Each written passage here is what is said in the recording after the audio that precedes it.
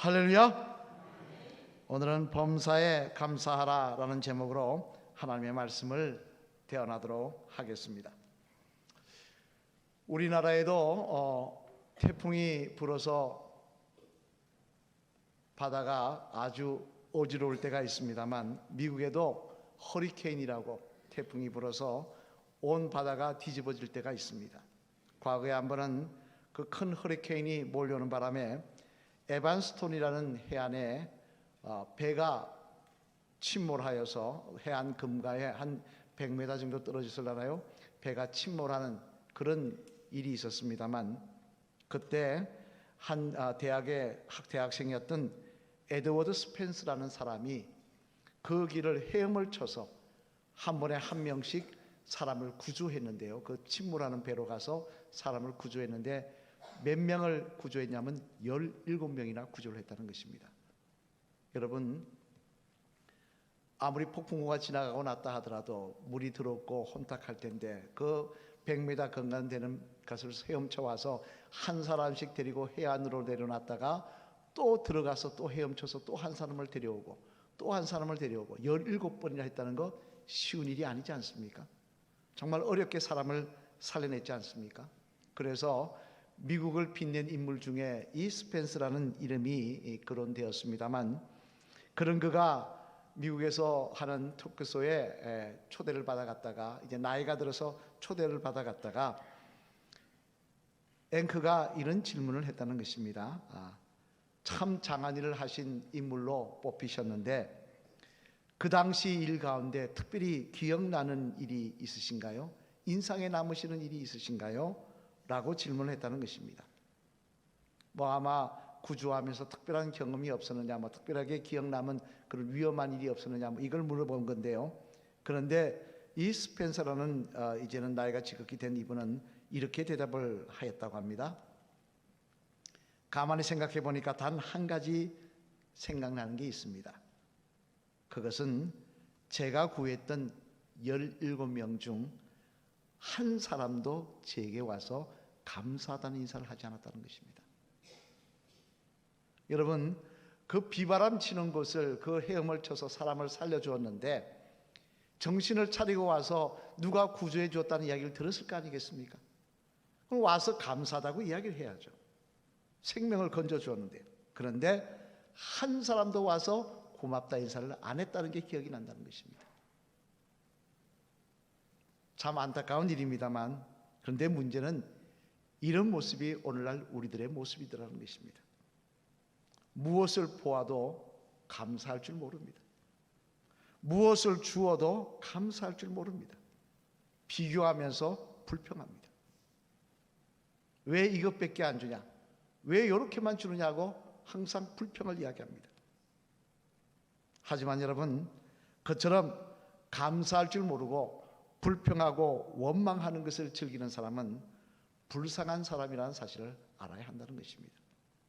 왜냐하면 아무리 좋은 옷에 좋은 집에 산다고 해도, 남들보다 더 많은 것을 누린다고 하더라도 그 마음에 감사가 없고 만족이 없다면 그는 불행한 사람이기 때문에 그렇습니다. 비근한 예로 집에 들어가서 아내를 볼 때마다 내 아내가 참 이쁘다, 정말 사랑스럽다 라고 생각을 해야 집에 들어갈 맛이 나는 거지, 아내를 볼 때마다 내가 지질이 복도 없지, 어떻게 하다가 저 여자랑 결혼을 했나, 이렇게 생각한다면 그 사람이 행복한 사람이겠습니까? 또 자식을 볼 때마다 하나님 건강한 자녀 주신 거 감사합니다, 잘 노는 자녀 주신 거 감사합니다 해야지, 옆집 아이는 공부도 잘한다는데 이놈은 어떻게 저렇게 공부도 안 하고 지질이 속만 썩이나, 누구 닮았나, 그렇게 한다면 여러분 자녀 볼 때 행복하시겠습니까?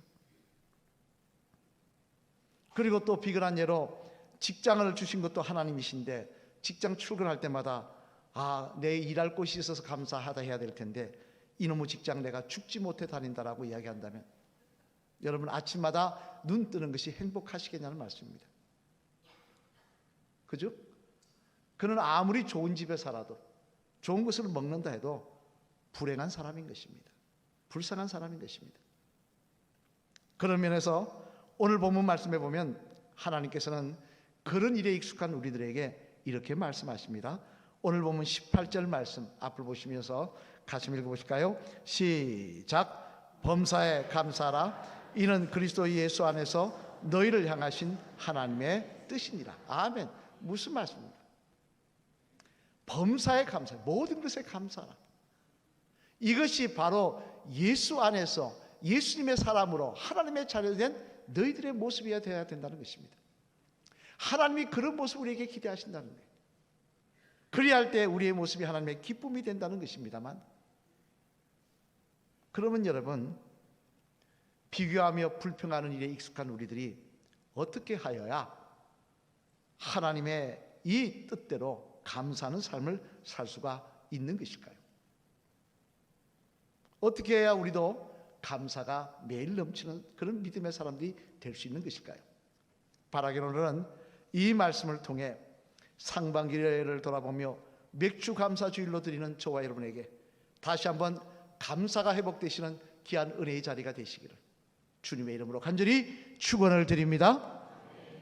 그러면 어떻게 하여야 우리가 하나님 앞에 감사하는 삶을 살 수가 있을까? 그 내용을 한번 생각해 보면요, 먼저 첫째로 우리 한번 같이 보시겠습니다. 같이 읽겠습니다. 시작. 우리가 받은 것을 기억하면 감사할 수 있다는 것입니다. 어떻게 하면 감사할 수 있다고요? 우리가 받은 것을 기억하면 감사할 수 있다는 것입니다. 선배 목사님 중에 교도소에 가셔서 말씀도 전하시고 상담도 하시고 후원도 하시는 그런 일을 감당하시는 목사님이 계십니다만, 한 번은 그 목사님을 만났다가 재미난 이야기를 들은 적이 있습니다. 그게 무슨 이야기냐니까, 목요일마다 그 교도소에 가셔서 상담 일을 하시는데, 오전을 상담해 주시는데요, 교도관들이 한 죄수를 이야기하면서 악질인데 오늘 목사님께 데려와서 상담을 해도 될까요? 라고 이야기하더라는 것입니다. 그래서 얼마나 악질이냐, 그러니까 아주 이를 바득바득 깔며 힘들게 하는 사람이라 그래서 그래 데려와라고 그렇게 해서 앉혀놓고 상담을 하기 시작했는데, 이 죄수가 목사님을 보자마자 뭐라고 이야기하느냐, 욕부터 하더라는 것입니다. 목사님을 욕하는 것이 아니라 세상에 대해서 욕을 하더라는 거예요. 이놈의 세상 다 죽여야 된다, 다 싹쓸이 쓸어버려야 된다, 그러더라는 거예요. 그래서 왜 그렇게 세상에 대해서 욕을 하느냐, 좋은 사람들도 많은데 왜 세상에 대해서 욕을 하느냐라고 물어봤더니, 이 죄수가 뭐라고 이야기하니까요, 자신에게는 좋은 사람 자신을 만난 적이 없다는 거예요. 자신의 어머니도 자기가 태어나자마자 고아원에 버렸다는 거예요. 그래서 자기는 보육원에서 자랐다는 것입니다. 내가 보육원에서 자랐는데 내가 무슨 사랑받기는 무슨 사랑받았냐, 내가 좋은 사람 만나기는 무슨 사람을 만났냐, 나는 인생 속에서 참으로 억울한 인생, 이가 갈리는 인생을 살았다라고 이야기를 하더라는 것입니다. 그러자 그 선배 목사님이 이렇게 꾸중을 해주었다고 합니다. 뭐라고 이야기해 줬냐면요, 아니 그러면 자네는 태어나면서부터 똥기저귀 자네가 갈았나? 자네는 태어나면서부터 혼자서 젖병에 우유 타서 먹었나? 자네는 태어나면서부터 혼자 모욕했나? 누군가 자네를 위해서 희생하며 밤잠 줄여가며 희생했기에 자네가 있는 거야. 그렇게 이야기를 해줬다는 것입니다. 여러분, 어떻게 아기가 태어나서 혼자 똥기저귀 가겠습니까? 어떻게 태어나서 혼자 우유 타서 먹겠습니까? 인생을 살아온 사람들을 보면요, 어떤 사람은 이야기합니다. 나는 준 것만 있지 받은 것이 적다라고 이야기합니다. 내 인생을 돌아보면 준 것만 있고 나는 받은 것이 없다라고 이야기하는 사람들이 있습니다.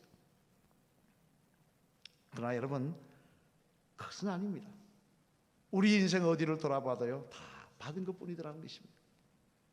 솔직히 가깝게는 나를 키워주신 부모님의 사랑만 하더라도 어떻게 말로 다 할 수가 있겠습니까? 잠도 제대로 못 주무시고 우리를 키워주신 그 은혜를 어떻게 다 말로 할 수 있겠냐는 것입니다.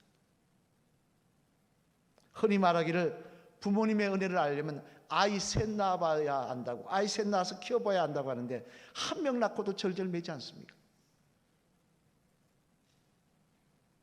이뿐만 아닙니다. 우리 삶 속에 또 얼마나 많이 우리를 도와준 사람들이 많이 있습니까? 하지만 그만이 아닙니다. 더 귀한 은혜는 바로 하나님의 은혜인 것입니다. 나를 이 땅에 생명을 주시어서 태어나게 하시고 빈손 들고 태어난 우리를 여기까지 먹이시고 입히신 하나님의 은혜, 뿐만 아니라 요한복음 3장 16절에 놀라운 은혜도 이야기하고 있습니다. 우리 요한복음 3장 16절 말씀 한번 같이 읽어보실까요? 시작. 하나님이 세상을 이처럼 사랑하사 독생자를 주셨으니 이는 그를 믿는 자마다 멸망하지 않고 영생을 얻게 하려 하십니다. 아멘. 무슨 말씀입니까? 더 놀라운 하나님의 은혜는 뭐냐? 하나님의 아들을 우리를 위해서 십자가에 못 박게 내주셨다는 것입니다. 여러분, 아무리 주변에 사랑하고 좋은 이웃이 있더라도, 좋은 친구가 있더라도 그 친구 살리려고 여러분 자식 희생하시겠습니까?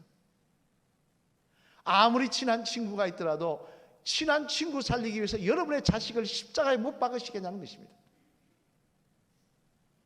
하나님 그 은혜 우리에게 베풀어 주셨습니다. 그 은혜 베풀어 주셔서 우리가 이 자리에 있는 것입니다. 그렇다고 한다면 우리가 감사하는 삶을 살아야 되는 거 아니겠습니까?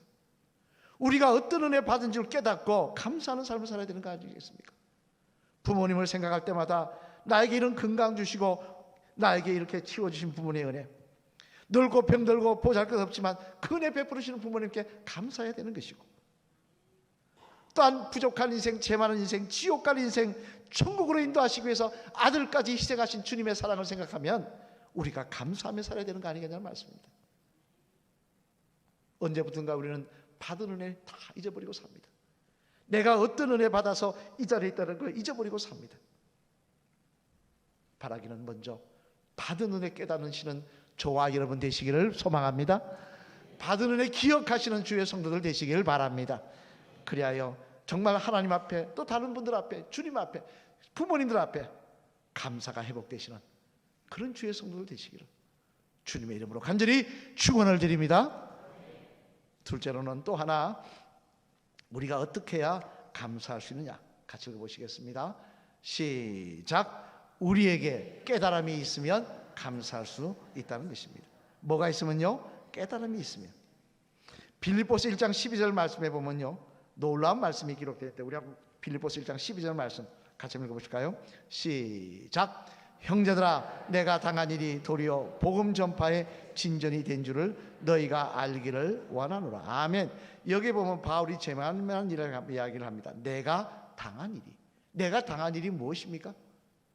이것은 바울이 로마 감옥에 총 5년에 걸쳐서 감옥 생활하며 끌려다녔던 일을 이야기하는 것입니다. 바울은요, 로마의 감옥에, 로마에 가서 심판받기 위해서 신청을 했을 때 그는 3년 동안 끌려다닙니다. 감옥에 갇혀서 구경거리가 되기도 하고, 배를 타고 가다가 파선돼 어려움을 당하기도 하고, 그 세월이 3년이었습니다. 이제 로마에 도착했습니다. 황제를 만날 줄 알았더니 이젠 로마의 감옥에 갇혀서 2년 동안 감옥살이를 합니다. 그런데 그 감옥이 어떤 감옥이냐, 한번 볼까요? 사진 한번 볼까요? 이런 감옥입니다. 여기 창문도 없어요, 여러분. 토굴입니다. 토굴이에요. 지금 여기는 햇빛이 이렇게 전기를 켜놔서 전기를 비춰서 이렇게 불이 나와 있는 거지, 햇빛조차 안 들어오는 토굴 지하 감옥입니다. 이런 곳에서 2년간 갇혀 있었다는 것입니다. 여전히 바울은 지금도 그 자리에 갇혀 있습니다. 그 5년의 세월이 다 끝난 게 아닙니다. 근데 뭐라고 했냐? 감사하다고 이야기하고 있습니다. 뭐가 감사합니까? 3년 동안 끌려다니고 감옥에 있으면서 비웃음거리가 되고, 또 2년 동안 이런 토굴에 갇혀서 빛도 못 보고 갇혀 있는데 뭐가 감사한 일입니까? 그런데도 바울은 이야기합니다. 왜 감사하느냐? 그것은 돌이켜보니까 이것이 하나님의 은혜였다는 것입니다. 웬관이 나는 어떻게든 복음 전파하기를 원했는데 이렇게 갇혀서 복음 전파하지 못하게 갇혀놓아서 하나님 원망하며, 하나님 왜 이렇게 하십니까? 살아계시면 나 풀어주셔야 됩니다라고 이야기했는데, 풀어주시 않은 애가 뭐냐? 이유가 뭐냐? 이렇게 갇혀있는 동안 로마의 군인들과 접하게 되고, 내가 만나지도 못할, 밖에 있으면 만나지도 못할 황족들을 만나게 되고, 나를 구경하러 온 황족들을 만나게 되고, 그들에게 복음을 전파해서 그들이 예수님의 사람이 되는 역사가 일어나더라는 것입니다. 돌이켜보니까 그것이 하나님이 로마를 변화시키는 역사의 모습이더라는 거예요. 방법이더라는 거예요. 이는 저도 마찬가지입니다. 다 인생 가운데 어려운 점이 많았겠지만 저도 어려운 굴곡이 많이 있었지만 대표적으로 처음 목회 나갔을 때요, 얼마나 고생을 많이 했는지. 9집이 모여 사는데 저희 교회까지 9집이었습니다. 이게 제일 문제가, 봄에는 여름에는 괜찮습니다. 뭐 해오라기도 날아다니죠. 뭐 잠자리 날아다니고 참 예쁜데 11월 달 되니까요, 그 산에서 나오는 물을 이렇게 모아가지고 9집이 먹는데 이 물이 얼어버립니다. 물이 안 나오는 거예요. 몇 월 달까지? 3월 말까지. 그러니까 4개월을 물이 안 나오는 겁니다. 여러분, 4개월 동안 물 안 나오면서 밥에 먹고 빨래하고 살 수 있습니까? 동네 분들은 위에서 그 소를 키워서 목장을, 조그마한 목장이 있으니까 그 소똥이 내려오니까, 조그마한 시내인데 그 소똥이 내려오니까 그게 이끼가 끼어서 똥덩어리가 이렇게 내려옵니다. 그게 얼려도 깨면 그 밑에 이렇게 있어요. 근데 그 물을 마시더라고요. 저는 도저히 못 마시겠습니다.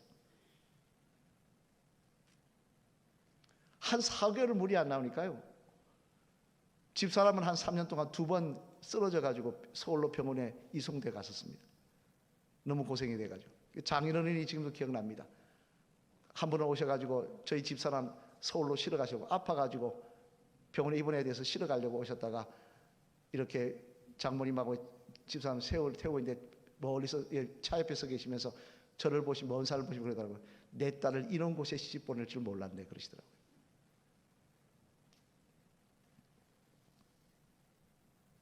참 고생스러웠습니다. 교인이라고 한 10분 있는데 얼마나 애를 먹이는지요. 남자 집사님 한 분인데 얼마나 애를 먹이는지요. 참, 왜 하나님 이런 곳에 보내셔서, 하고 많은 목회지 중에 이런 곳에 보내셔서 이렇게 고생하게 하십니까? 라고 했지만 돌이켜보니까 그게 은혜더라는 거예요. 그 바람에 더 하나님 앞에 기도하게 되었고, 그 바람에 더 하나님 앞에 매달리게 되었고, 그 다음에 더 하나님 살아계심을 경험하게 하시더라는 것입니다. 그래서 시편 119편 71절 말씀에 보면요, 이스라엘의 위대한 왕이었던 믿음의 다윗도 그의 인생을 돌아보며 이렇게 고백하는 것입니다. 우리 시편 119편 71절 말씀 한번 같이 읽어보실까요? 같이 읽겠습니다. 시작. 고난 당하는 것이 내게 유익이라, 이로 말미암아 내가 주의 율례들을 배우게 되었나이다. 아멘. 뭐라고 이야기하겠습니까? 다윗에게도 어려움이 많았습니다. 그런데 그가 이야기합니다. 고난 당하는 것이 내게 유익이라. 그때는 내가 몰랐는데 그 고난 때문에 내가 하나님의 사람으로 바로 설 수 있었다는 것입니다.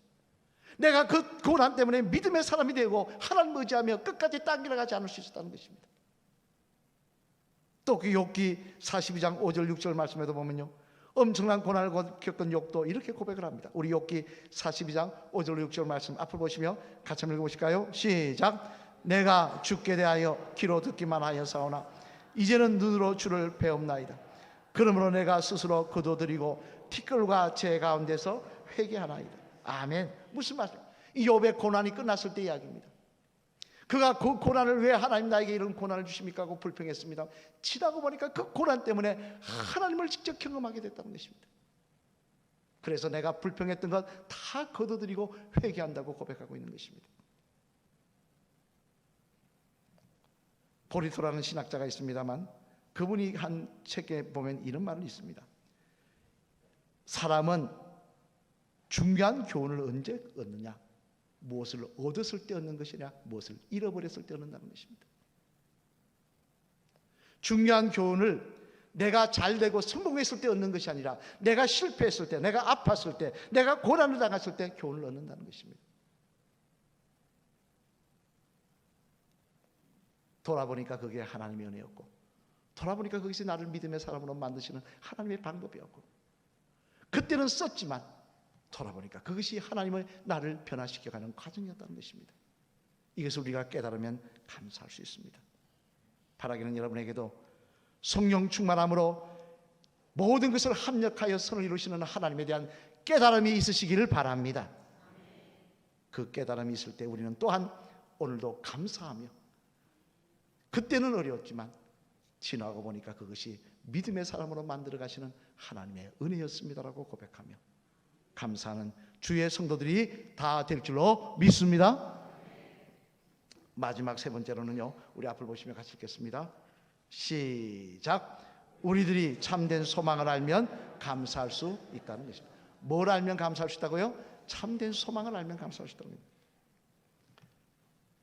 얼마 전에 저희 집에 자녀 딸 결혼식이 있었습니다만, 그때 자격교회 원로 목사님이신 이승호 목사님이 오셨다 가셨습니다. 제가 자격교회에서 교육전사로 일할 때 그 목사님이 담임 목사님이셨고 참 많은 사랑을 베풀어 주셔서 지금도 제가 존경하고 이렇게 연초가 되면 인사드리러 갑니다만, 근데 그 목사님은 원래 유도를 하셔가지고요, 신체가 아주 좋으십니다. 건장하십니다. 그리고 체력이 얼마나 좋으신지, 제가 젊은 저보다 더 체력이 좋으신 거예요. 그래서 그 교회에 있을 때 참 부럽다, 나도 저런 체력이 있었으면 좋겠다, 저런 덩치, 저런 힘이 있었으면 좋겠다 라고 생각을 하며 부러워했던 적이 있었습니다. 근데 이번에 결혼식에 오셨는데요, 옛날 모습이 아닌 거예요. 이 그때 혀암이 걸리셨나요? 그래가지고 수술 때문에 몸도 많이 상하셨고요, 이제 노쇠하시고 좀 치매기도 있으셔가지고 약간 이상하시더라고요. 말씀을 해도 제대로 못 알아들으시고, 옛날에 제가 알던 그 모습하고 비교가 되면서 참 인생 무상하다, 그렇게 건강하셨던 분도 이렇게 되는구나 하는 생각을 해보았습니다만, 인생 다 그렇지 않습니까? 다 그렇게 늙어가지 않습니까? 다 점점 보잘것 없어지고 거울 보기에 내 자신이 너무 초라해 보이게 그렇게 세월이 지나가지 않습니까? 하지만 그럼에도 불구하고 우리가 감사할 수 있는 것은 무엇 때문이냐? 그것은 이것이 끝이 아니기 때문에 그렇습니다. 요한복음 14장 2절로 3절 말씀해 보면요, 예수님은 주님을 믿는 우리들에게 이렇게 말씀하십니다. 우리 요한복음 14장 2절로 3절 말씀 앞을 보시며 한번 같이 읽으시겠습니다. 시작. 내 아버지 집에 거할 곳이 많도다. 그렇지 않으면 너희에게 일렀으리라. 내가 너희를 위하여 거처를 예비하러 가노니 가서 너희를 위하여 거처를 예비하면 내가 다시 와서 너희를 내게로 영접하여 나 있는 곳에 너희도 있게 하리라. 아멘. 무슨 말씀입니까? 주님께서 우리를 위해 천국을 예비해 주시겠다는 것입니다. 우리가 이 땅에 생명이 다 끝나고 죽는 그 순간 모든 것이 끝나는 것이 아니라 우리에게는 아름다운 집이 기다리고 있다는 거예요. 뿐만 아닙니다. 요한계시록 21장 4절에 보면요, 그곳이 어떤 곳인지에 대해서 말씀하고 있습니다. 요한계시록 21장 4절 말씀 같이 한번 읽어보실까요? 시작. 모든 눈물을 그 눈에서 닦아주시니 다시는 사망이 없고 애통하는 것이나 곡하는 것이나 아픈 것이 다시 있지 아니하리니 처음 것들이 다 지나갔음이러라. 아멘. 무슨 말이에요? 그것이 어떤 곳이냐? 아픔도 없고 죽음도 없고 사망의 고통도 없고 슬픔도 없을 것이라는 것입니다. 그런 것은 다 지나간 곳이라는 거예요. 그것은 주님이 주신 기쁨과 감사와 영광만 가득 찬 곳이라는 것입니다. 얼마나 기대가 됩니까? 뿐만 아닙니다. 고린도전서 15장 44절 말씀에 보면요, 또 이런 말씀도 하십니다. 우리 고린도전서 15장 44절 말씀도 한번 같이 읽으시겠습니다. 앞을 보시며 시작. 육의 몸으로 신고 신령한 몸으로 다시 살아나니 육의 몸이 있은즉 또 영의 몸도 있느니라. 아멘. 무슨 말씀입니까? 천국에서 영원히 사는 것이 아니라 다시 한번 심판의 아침 때 주님께서 우리에게 부활의 아침을 허락하여 주시겠다는 것입니다. 초라한 우리의 모습이 아니라 천사도 흠모할 정도로 아름다운 영의 몸을 입게 하시게 하는 은혜를 허락하여 주시겠다는 것입니다. 여러분, 저는 이것이 하나님의 약속이기 때문에 그대로 될 줄로 믿습니다. 따라서 비록 세월이 지나서 우리가 늙어가고 추해진다 할지라도 어느 순간 내 말이 어눌하고 내 눈이 안 보이고 점점 기억력이 쇠퇴해 간다 할지라도 우리는 감사할 수 있는 것입니다. 하나님이 예비하신 그 아름다운, 하나님이 예비하신 그 아름다운 시간, 하나님이 예비하신 그 부활의 아침이 우리를 기다리고 있기 때문에 오늘도 우리는 소망 가운데 기뻐하며 찬양하며 인생길 걸어가게 되는 줄로 믿습니다. 사랑하는 성도 여러분, 이제 말씀을 마치려고 합니다. 미국의 베스트 작가 중에, 셀러 작가 중에 지글러라는 사람이 있어요. 한번 볼까요? 사진. 이렇게 생긴 사람입니다. 유명한 베스트셀러 작가입니다. 그가 75세의 나이에 자서전을 냈는데요, 그의 결론 부분에 이렇게 마무리한 것을 제가 읽어본 적이 있습니다. 한번 들어보시길 바랍니다. 내 인생을 돌아보면 모든 것이 감사뿐입니다. 감사 말고는 다른 할 말이 없는 그런 인생입니다. 지금까지 이 부족한 사람에게 은혜를 베풀어 주신 내 가족과 주변 사람들에게 먼저 감사를 드립니다. 그리고 무엇보다 내 같은 사람을 붙잡아 주시고 인도하신 하나님, 믿음을 주신 하나님께 감사를 드립니다. 이것이 그분의 마무리하는 글이었습니다. 여러분은 여러분의 인생을 만약에 정리한다고 하신다면, 지금 이 시간 여러분의 인생을 돌아보며 글로 정리한다고 하신다면 뭐라고 글을 쓰시겠습니까? 나는 준 것 없고 받은 것 없고 중국뿐인 인생이다. 나는 억울한 인생이다. 나는 참으로 남들과 비교했을 때 힘들고 어려운 인생이다. 그렇게 쓰시겠습니까? 아닙니다, 여러분. 우리는 은혜로 살아온 삶인 것입니다. 내 주변에 하나님께서 보내주신 부모님, 또 많은 돕는 자들의 은혜를 통해서 우리는 살아온 인생입니다. 그리고 무엇보다 하나님의 은혜로 살아온 인생입니다. 그리고 그 은혜로 앞으로도 살아가게 될 줄로 믿습니다.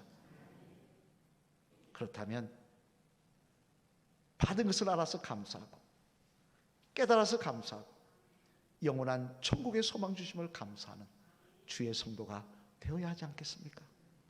그 모습이 우리의 모습이 되어야 하지 않겠냐는 말씀입니다. 그래야 할 때 하나님께서 우리를 기뻐하시며 오늘도 우리를 버리지 아니하시고 끝까지 천국으로 인도하여 주시는 그 귀한 은혜를 허락하여 주실 줄로 믿습니다. 우리 마지막에 따라 하실까요? 집사님의 삶 속에 하나님의 은혜가 아닌 것은 하나도 없습니다. 인정하십니까? 그 은혜를 생각하며 항상 감사하시는 집사님 되시기를 바랍니다. 할렐루야. 아멘. 하나님의 은혜가 아닌 것은 아무것도 없습니다. 돌아보며 감사하는 저와 여러분이 되어야 할 줄로 믿습니다. 오늘 본문 18절 말씀 우리 다시 한번 읽어볼까요? 앞으로 보시며 시작. 범사에 감사함 이는 그리스도 예수 안에서 너희를 향하신 하나님의 뜻입니다. 아멘. 모든 것에 감사하라. 모든 것이 하나님의 은혜이기에 감사하라. 이것이 너희를 향한 하나님의 뜻이니라. 이 말씀이 오늘 우리 마음에 다시 한번 새겨지는 귀한 아침이 되시기를 주님의 이름으로 간절히 축원을 드립니다.